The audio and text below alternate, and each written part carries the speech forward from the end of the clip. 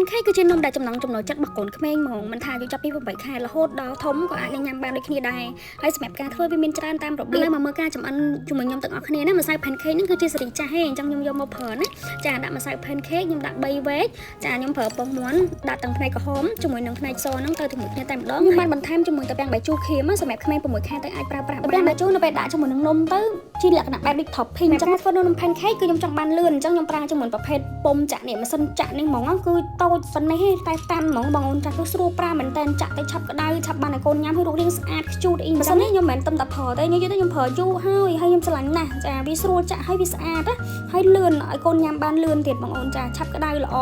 ហើយធន់ស្រួលប្រើស្រួលសម្អាតទៀតសម្រាប់ម៉ាក់ដែលគាត់មានកូនតូចៗចាប់ពី8ខែឡើងទៅចាមានតែម៉ាស៊ីននេះមួយម៉ាក់គឺស្រួលចាក់ឲ្យកូនណាមិនថាធ្វើតែប្រភេទនំ pancake បែបនេះទេយើងអាចធ្វើចាក់ជាប្រហុតបែបប្រហុតទៀតកូនស៊ីខ្ញុំហ្នឹងគឺឡើងពីគេងមកគឺចុះមកដល់ផ្ទះបាយថាធំក្លិនឈ្ងុយបានគេងើបពីគេងហើយងើបពីគេងមកគឺខ្ញុំធ្វើឲ្យឆ្អិនឲ្យកូនញ៉ាំតែម្ដងធ្វើជាអាហារសម្រន់អញ្ចឹងសម្រាប់ម៉ាក់ដែលគាត់ចាប់អារម្មណ៍គ្រឿងទេសឬក៏ប្រភេទសម្ភារៈម៉ាស៊ីននេះខ្ញុំមានលក់គ្រប់មុខនៅក្នុង page របស់ខ្ញុំណា